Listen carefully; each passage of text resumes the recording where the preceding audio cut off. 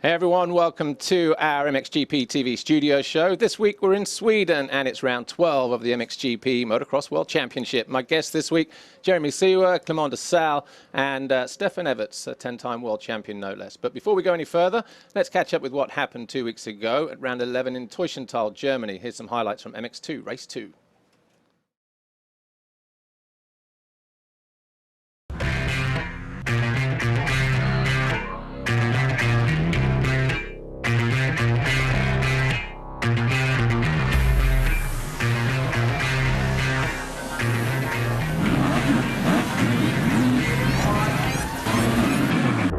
MX2 Race 2 got underway. A great start for Jeffrey Herlings. Not such a good one for the Husqvarna of Romain Febvre, but it was Herlings who grabbed the foxhole shot. Behind him was the 17 of Boutron as Febvre went to work immediately. It was a good start for the 171 of Growlers until he fell on lap 2 from 4th place. As Febvre went through, that was one less rider he had to worry about on his charge back to the front. Geiser passed Boutron for 2nd, who tried to respond immediately. And behind him, there was a battle. Mel Pocock in 4th position. The 92 of Valentin Guyot and Jordi Tixier. Guyot went through with this pass on the Brit, on the Hitachi KTM. Then he soon came under attack from the 911 of Jordi Tixier. A lap or so later, the Frenchman was through as Pocock started to drop back down the leaderboard to an eventual 13th position, being caught and passed by the likes of 59 Alexander Tonkov, the 461 of Romain Febvre. Julien Lieber was next on the list as well, on the Suzuki, number 33. And also Christophe Charlier, number 23. Charlier then took a bit of a detour whilst in 8th place, dropped back down to 11th before working his way back to 10th. This was a battle for 4th place. Jordi Tixier eventually going past the 92 of Valentin Guyot. Then a lap later he went past the Spaniard Jose Boutron. That put him up into 3rd. Romain Febvre found a way past Julien Lieber in the closing stage of the race to get himself into 7th place. And then a lap later, found his way past Jose Boutron to slot neatly into 6th.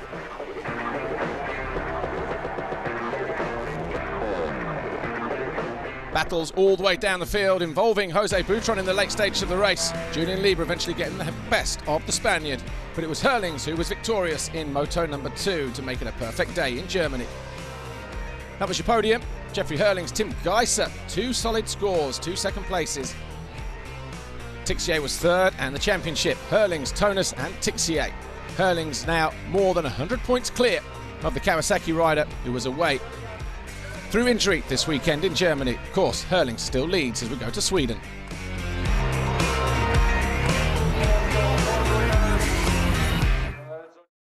All right, a quick look at what happened 2 weeks ago in Germany at Teushenthal. But my first guest is here, Jeremy Seewer from Rockstar Energy Suzuki Europe MX2. Welcome to our studio show.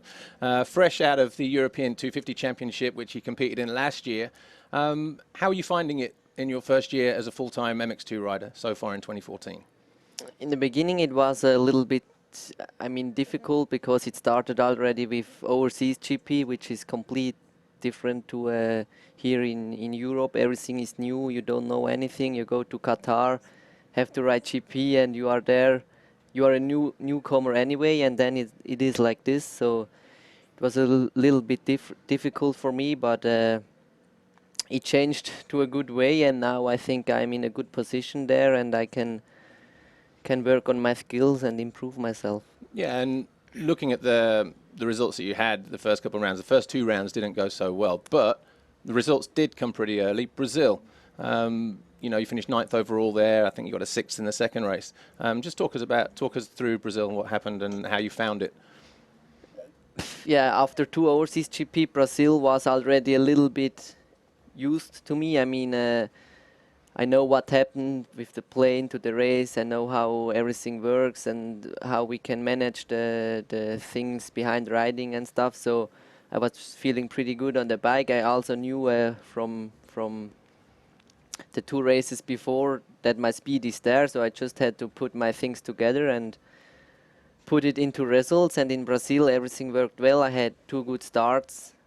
First moto was also pretty good with a 10th place. Second race was even better with 6th, which was really impressive for me. And yeah, from this race on, I I was like knowing I can, if I put everything together, my speed is there, everything is there, and I still have to work on some small stuff, but the rest is good, I think. Yeah, we're just watching some of the action from race 2 here from Brazil, and some of the riders that you were battling with there, Jose Butron, Dylan Ferrandis. Conditions on track, same for everybody. I guess when you come away from that race with a top 10 position in 6th place, that's got to be a massive confidence boost for you, you know, good for the confidence. Yeah, this is true. I mean, after the first 2 races, you are like, oh shit, maybe this and this and this, and it's a little bit you're thinking about all week, and then after a result like in Brazil, you are sure, or you are like, yeah, a little bit of, you have a little bit more of confidence, and you will think, yeah, I can do it. My speed is there, my starts are there, and it can happen. And it continued when we came back to Italy, Arco di Trento, another good result, you know, 8th overall, but more importantly, the second race or the first race. First race, you know, you actually led the first race. Yeah, this was just awesome. First time in my life to lead the MX2 field is pretty impressive. I mean, my start was really good. I was second. Then after some laps, I think Gio crashed, and then I passed Butron for the lead. Till Hurlings passed me again after maybe like 5, 6, 7 corners. I led like half a lap or something, but it's pretty, you know, in this moment, now no one is in front of me anymore, so I'm the best. So yeah, that was Guio crashing out. Yeah, that was Guio. So it was for me really a new experience. Awesome. Yeah, a new experience, and I mean, for sure I was knowing that I can't hold the lead or something, but it was, you want to get more of it. It's like the feeling is so great, and it was difficult to make no mistake at this time because you are just like thinking, oh, yeah, I'm in the lead now, but for me it happened good in the end. And overall this season you've had, I think, 7 Grand Prix where you've finished inside the top 10, you know, in terms of overall. Are you happy with that, how that progress has gone so quickly? Yeah, I can be happy, I think, because yeah, my goal was also to make some top 10 results. And yeah, I have some up and downs, but I think this is normal. I always learning and learning first year. But overall, with like you said, 7 top 10 results, I'm pretty happy, and I made points in every moto, I think, till now. Yeah. So no DNFs till now, which is also pretty good for me. And I try to stay there and finish the season like this. Maybe I can even improve a little bit, and there. Okay, obviously the beginning of the season you started off with a teammate, the number 1 team rider, Glenn Coldenhoff, who got injured unfortunately before, well, that was after Holland, I think, before Holland. But before then, I guess you could be nice and comfortable knowing that you are the number 2 rider or the number 3 rider, depending between you and Julian. But you seem to be the number 1 rider at the moment.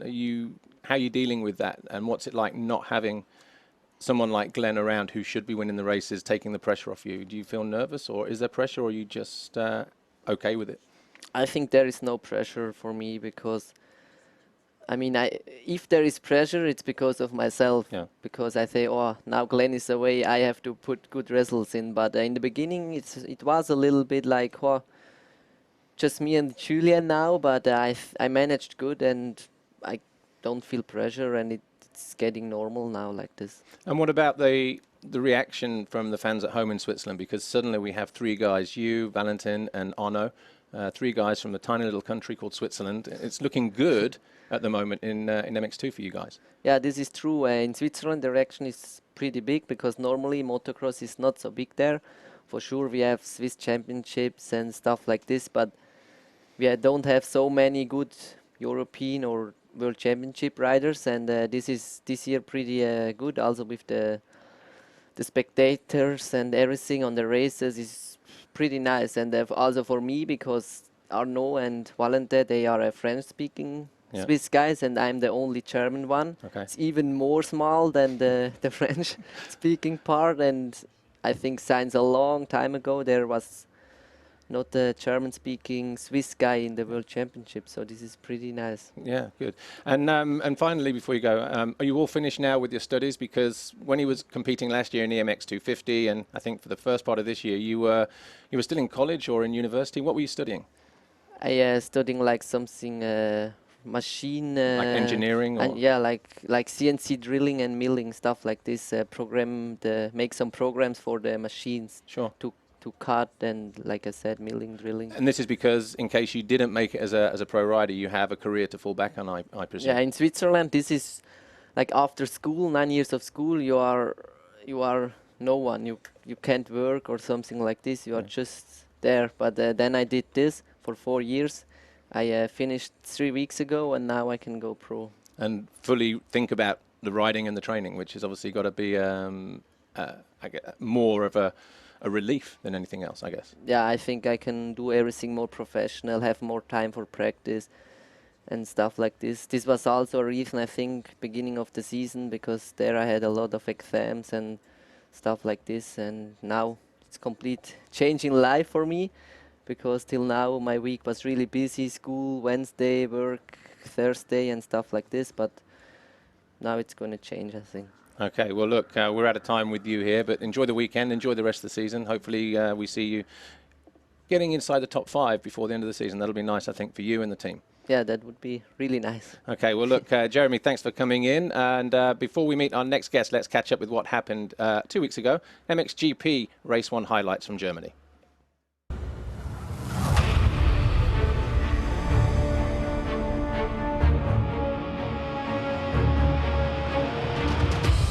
Kevin Strybos on the Rockstar Energy Suzuki starts from pole position for the 3rd time this year, ahead of Jeremy Van Hoorbeek, Max Nagel, Clement Desalle and Tony Cairoli, with Frossard, Searle, Guarneri, Simpson and Aranda following on. They were your top 10 in qualifying. Gate dropped in moto number 1. All eyes in the German crowd were focused on number 12, and rightly so. Max Nagel stormed through turn 1 and grabbed that foxhole shot. On board there with Tony Cairoli getting buried in around about 7th as Jake Nichols crashed out and was hit by Kevin Strybos. Stephen Frossard in the thick of it behind Clement Desalle, and just ahead of him 737, his temporary teammate Valentin Tellier there, who had a great start. He was in 3rd place in the opening laps. Behind him was Simpson, but Frossard was soon nudged out of the way as the Frenchman 183 moved into 4th.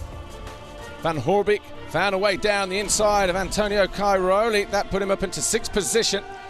Cairoli was down in 7th at that stage, and Van Hoorbeek wasn't hanging around. Carved his way up the inside of Sean Simpson, and then went after the 737 of Valentin Tellier as Max Nagel tried to pull clear on the HRC Honda at the head of the field.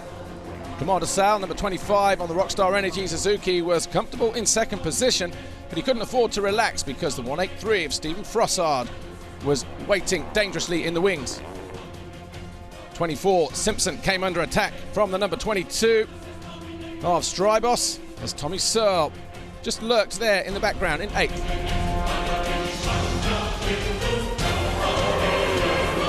Max Nagel, though, be a fairy tale ride if he could pull off a win in moto number 1. Desalle was closing in, though. Frossard wasn't going anywhere either, and the battle between Van Hoorbeek and Cairoli was intense. That battle for 4th place. Simultaneous scrubbing. Just to illustrate, look at that, a rock shattering the GoPro lens as Cairoli tried to get close to Van Hoorbeek. Desalle tried and tried. This is about as close as he got, though, on his Suzuki, but Max Nagel threw everything on the table, and he wasn't going to be denied.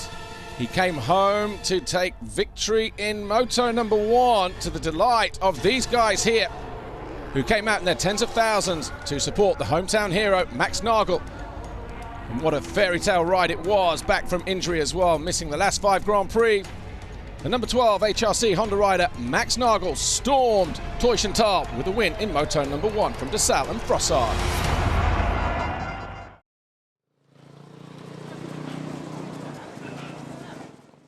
Right, we're back, and Clement Desalle, Rockstar Energy Suzuki World MXGP, the MXGP rider, of course, riding number 25, joins us here.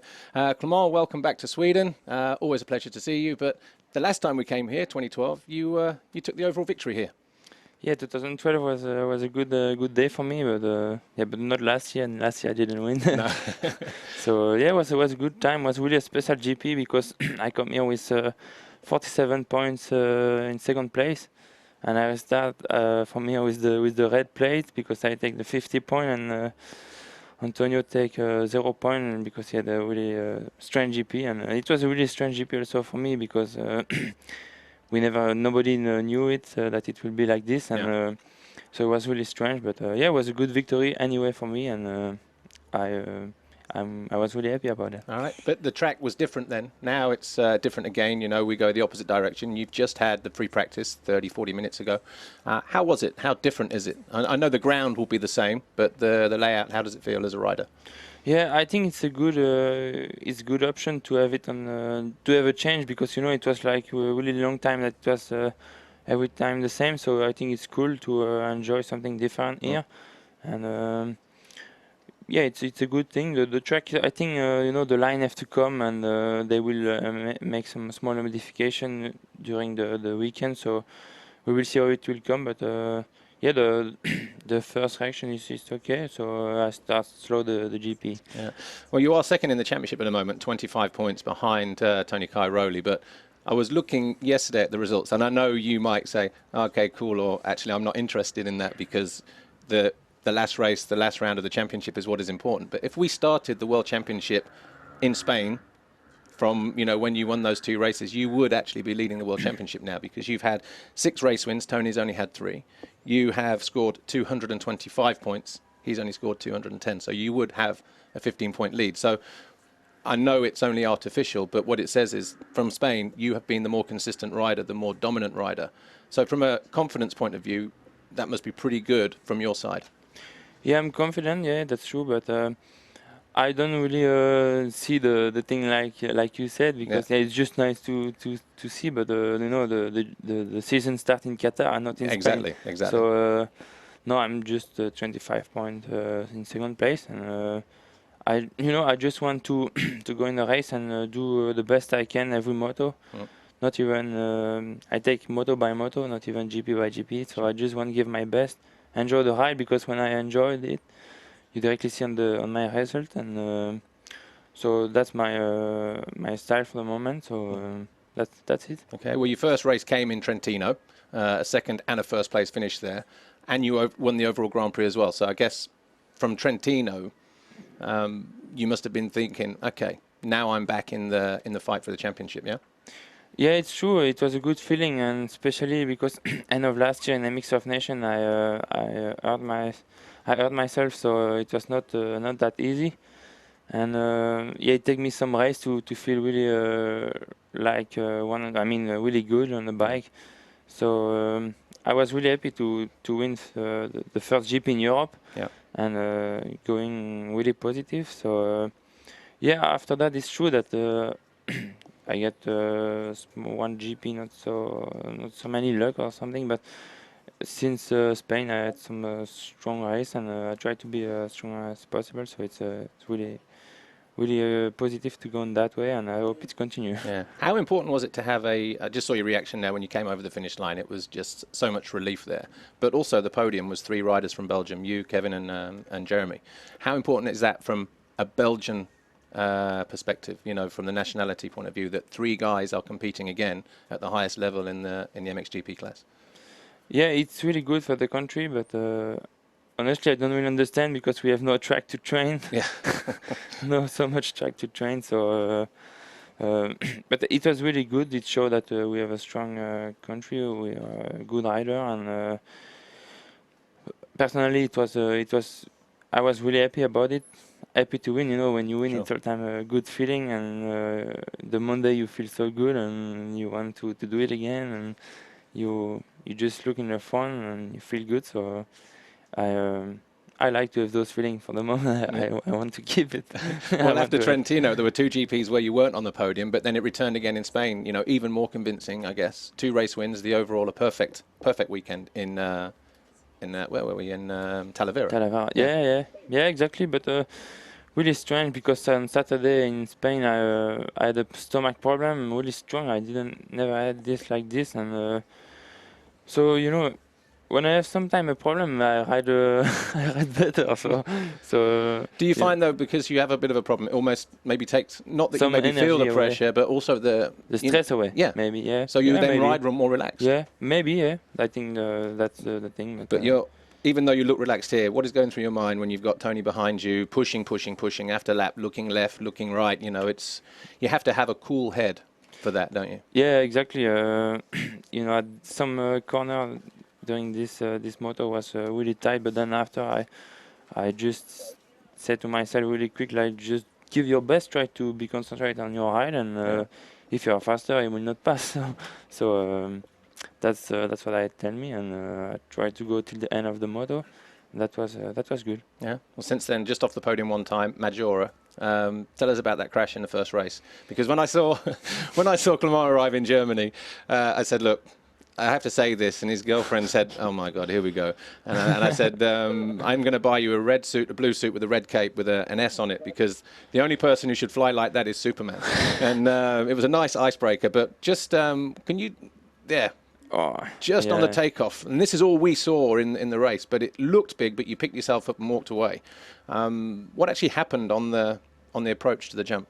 Yeah, you know, it's really a small mistake who become a big crash, because I was really good, easy, and there was a big bumps on the before this takeoff, yep. And so I come in, but like every lap, so we had to take it and help the bike.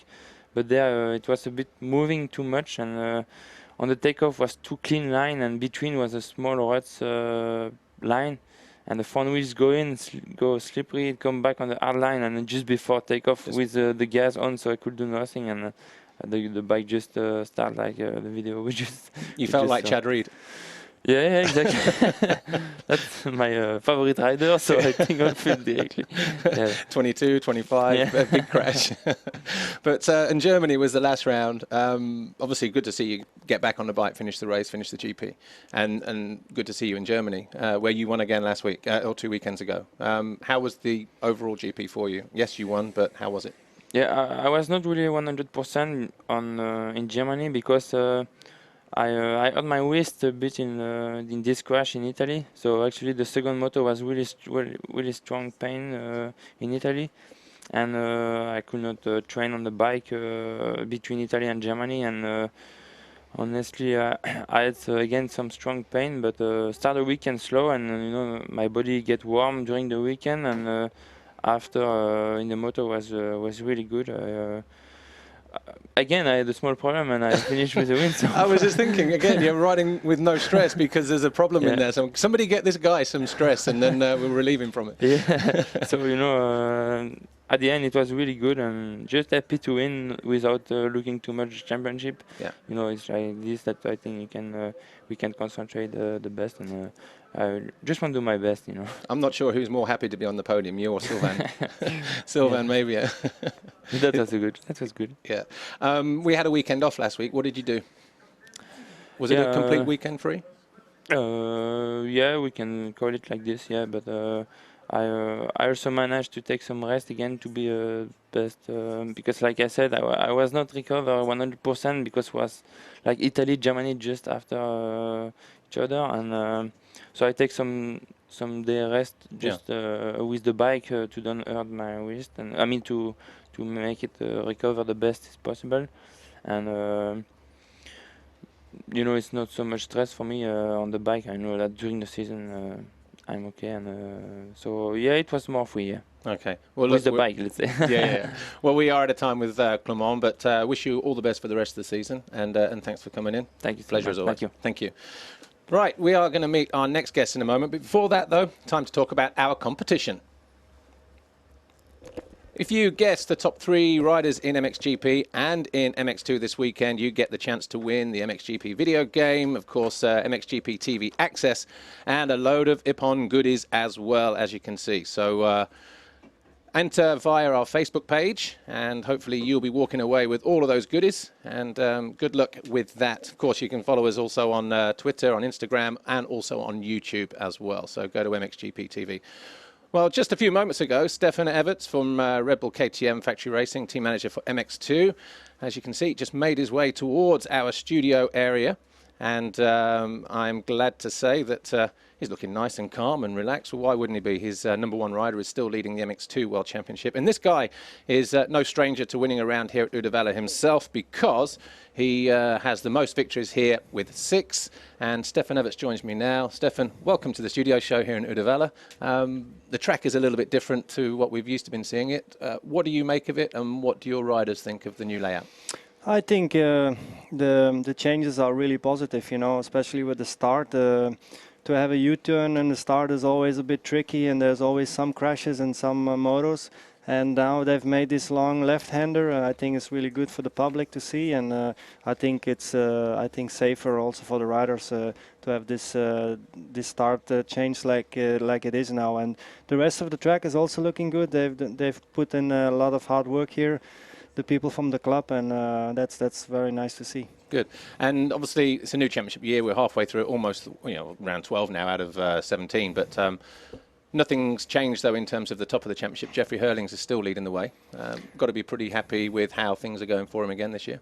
Yeah, of course. You know, he's doing the job what we want him to do. In the beginning of the year, he was struggling a little bit in Qatar, but you know, he just came back from injuries. Sure. And it took him a few weeks to get back on track and to be in fully fit, but now you see that he's been dominating the last GPs again by far, and he's having everything under control. You mentioned Qatar there. Obviously it was a tough start for him, if you can call second place in Moto #1 tough for the defending world champion. But how was he, how was Jeffrey after that? For somebody who wants to win every race, wants to win every GP, he starts the season saying, I want to be undefeated again. And suddenly he comes away in the first moto, which we're looking at here, with a second place finish. Maybe one lap later he would have been past, you know, Dylan. But you mentioned he was coming back off of an injury, and that also maybe slowed his progress a little bit. But after the race, how was Jeffrey? How did he deal with it? You know, was he just kind of, okay, I didn't win the first moto? Or, you know, is he someone that's going to get really down on himself because suddenly the chance to go undefeated is gone? No, he was very unhappy, you know, with his riding. You know, he managed to win the GP, but it was really close. You know, he didn't felt that he had that gap, you know, what he normally has on the track, you know, against his rivals. And, you know, they got really close. Maybe also the track allows that the gaps are much smaller between the riders. But he didn't felt 100%, so he was very unhappy. The week after in Thailand, he was already much better, and there was already a small gap there. So, but there you see that he's so, I have to say, a biter, and he just wants to have everything so precise, good and perfect. And he went back home and worked very hard. A bit like you. Yes, a bit like me, you know. If you want to be that good, you know, it's details which is counting, and that's what Jeffrey also doing. It's details. Yeah, well, he was back to normal again in Thailand, wasn't he? You know, sort of winning again, winning GPs, but he did lose another race, didn't he, on the way to, and that was in Trentino. Yeah. What was going on there? Just a strange weekend for him, or? I think Trentino was not the easiest track to make passing. You know, a lot of tracks is difficult to pass, but there, yeah, it took him a while to get through the pack. And do you think that might have been because of the shoulder injury that he picked up when he got back from Thailand at a Dutch Championship race? He missed Brazil, remember, and then we were back in Italy 2 weeks later. So do you think, again, like he had in Qatar, he was just struggling for pace, maybe strength? Yeah, he was. You know, he was a bit unsure. You know.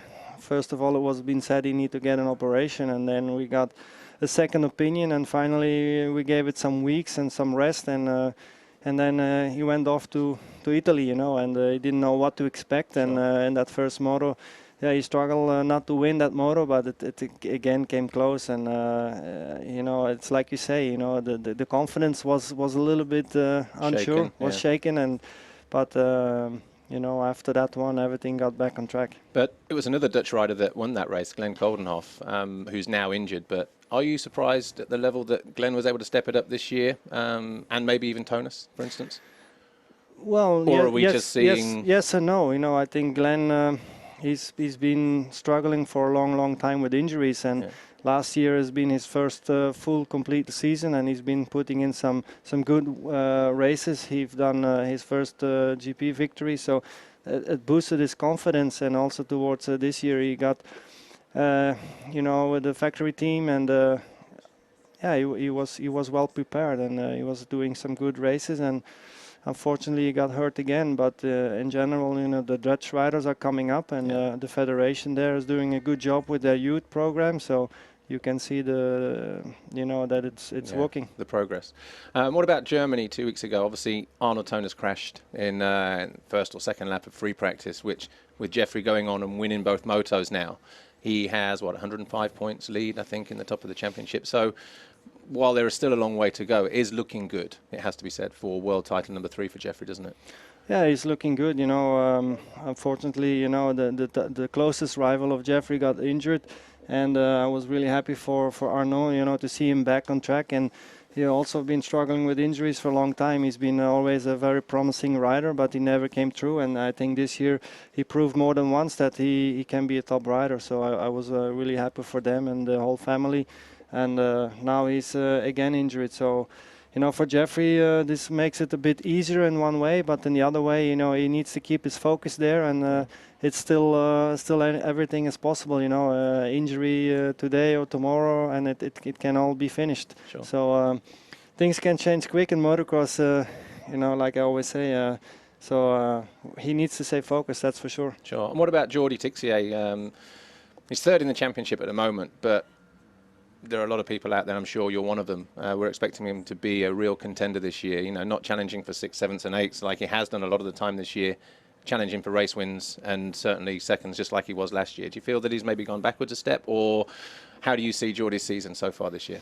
Well, his start of the season was quite tough for him. I think also the pressure from himself, that he got second last year and he wanted to be there again on the podiums, and he struggled a lot in the beginning, but slowly he was doing better and better, and the last few races he's putting a very hard effort in there to be on the podium, and he did. So again, he's looking out for a top 3 finish in the overall standings at the end of the season, and I was hoping that the gap between him and Jeffrey would have been closer this year, but that didn't happen yet, but we still have a couple of races to go. What do you put it down to, though? I assume that he trains very hard, when you see him coming in after time training, and if I happen to be at the Red Bull KTM truck, for instance, and he takes his shirt off, talks to the mechanics, physically he looks very strong. So he's obviously doing all the work, all the hard work. So do you think it's just a mental thing, a psychological thing with him, maybe more at the beginning of the season than now? I think it's a bit of everything, I think he still can make some small steps physically. Of course, his speed, still can improve.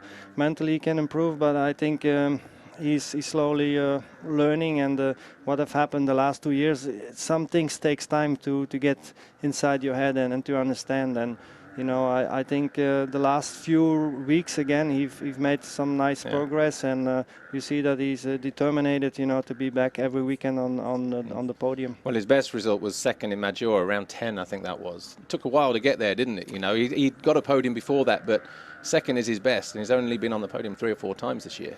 Yeah, last year he did many podiums, and this year has been a bit tougher for him. So. Like I said, we still have a bunch of races to come, and we always try to look ahead in the future and try to do it better. And like I said, he can still manage to be a couple of times on the podium. Majora was a good Grand Prix again this year, wasn't it? Just in general, away from your own riders, but Johnny O'Mara was there. Buzar, Jean-Michel Bale, the charity dinner that they had there. Good to catch up with those guys from your personal point of view? Yeah, sure. It's good to see Majora back alive like it was like in the past, and it's good for the motocross, it's good for the sport, and that's what we need more, and in more countries. And same like here in Uddevalla, it's a very important GP, I think. There's always a big crowd, there's a good atmosphere, and it's good to be here. Yeah, and also when the weather's good, it brings the crowd out, doesn't it? I mean, I don't know if our camera can see, but behind us on the hill, we have the hill people there now over the front of the first turn as well, instead of the finish line. Yeah. But talking about charity, later on this month, the Everts and Friends charity event. What can we expect from that? And I know we've got something we can put up on screen actually for that in a moment, but in terms of promoting it for you and all those kind of things. Tell us what's happening, who's going to be there, what can we expect? Well, it's the 21st of July. It's on a Monday. It's a national holiday in Belgium. Well, our biggest guest will be Ricky Carmichael.